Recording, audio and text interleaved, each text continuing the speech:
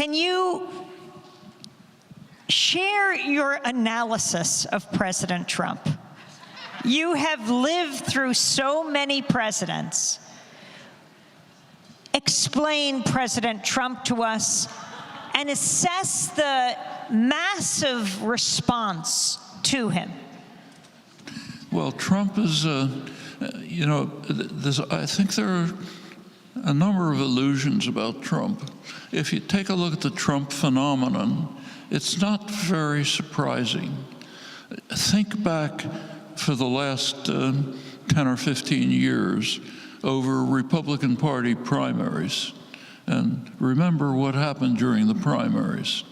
Each primary, when some candidate rose from the base, they were so outlandish that the Republican establishment tried to crush them and succeeded in doing it. Michelle Bachmann, Herman Cain, Rick Santorum, anyone who was coming out of the base was totally unacceptable to the establishment. The change in 2016 is they couldn't crush him. But the interesting question is, why was this happening?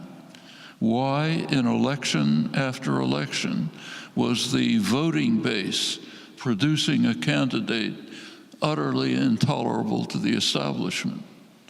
And the answer to that is, if you think about that, the answer is not very hard to discover.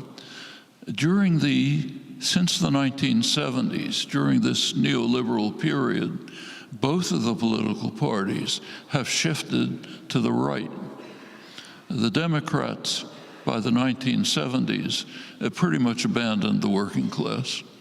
In the last gasp of more or less progressive Democratic Party legislative proposals was the Humphrey Hawkins Full Employment Act in 1978, which Carter watered down so that it had no teeth, just became voluntary. But the Democrats had pretty much abandoned the working class. They became pretty much what used to be called moderate Republicans. Meanwhile, the Republicans shifted so far to the right that they went completely off the spectrum.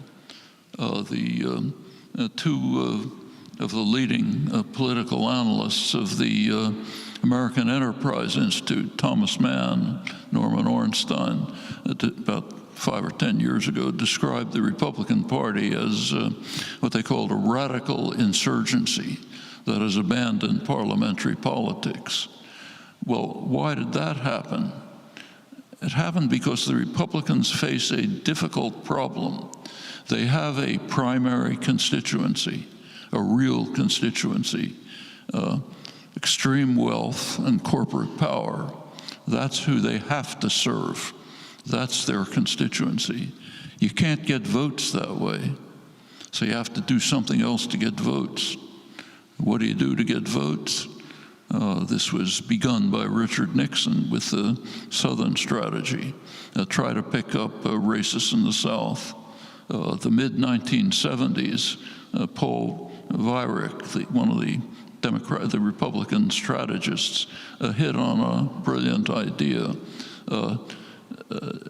Northern Catholics voted Democratic, tended to vote Democratic, a lot of them working class. The Republicans could pick up that vote by pretending, crucially, pretending to be opposed to abortion. By the same pretense, they could pick up the evangelical vote. Those are big votes, evangelicals, Northern Catholics. Notice the word pretense, it's crucial. You go back to the 1960s, every leading Republican figure was strongly what we call now pro-choice.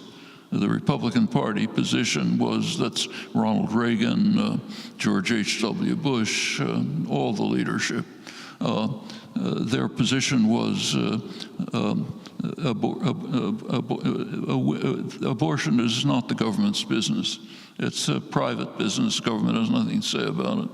They turned almost on a dime in order to try to pick up a voting base on what are called cultural issues. Same with gun rights.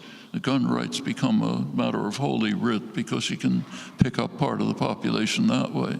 In fact, what they've done is put together a coalition of voters based on issues that are basically tolerable to the establishment, but they don't like it.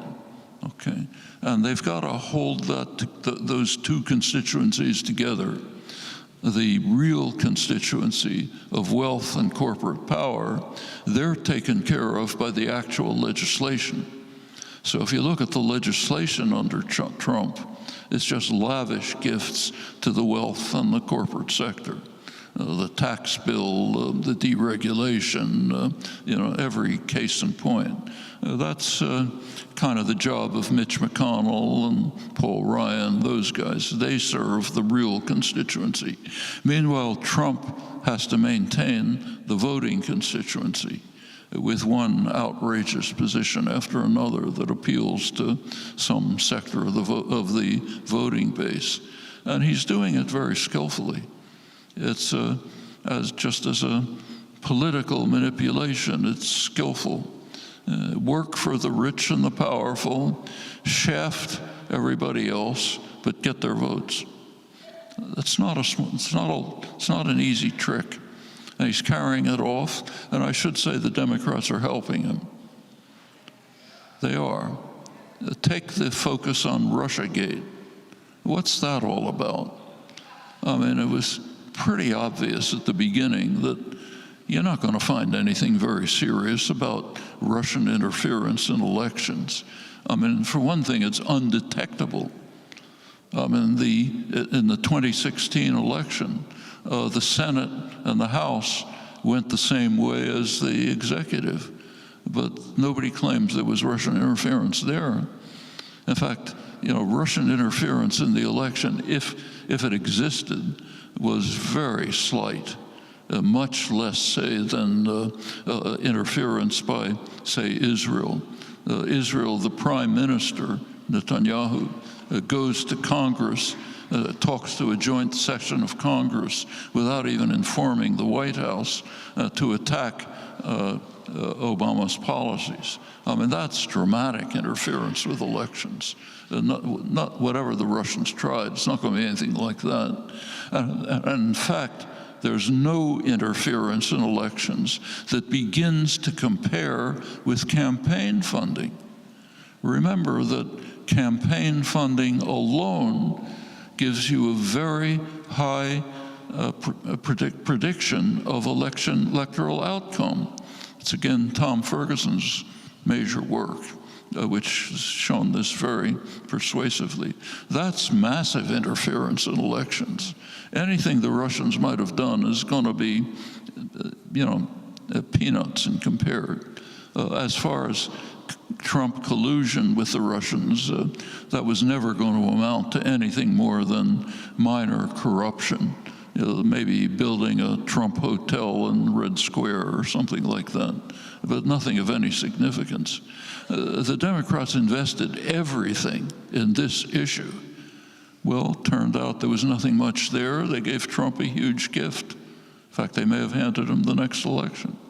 That's a matter of being so unwilling to deal with fundamental issues that they're looking for something on the side that'll somehow give political success.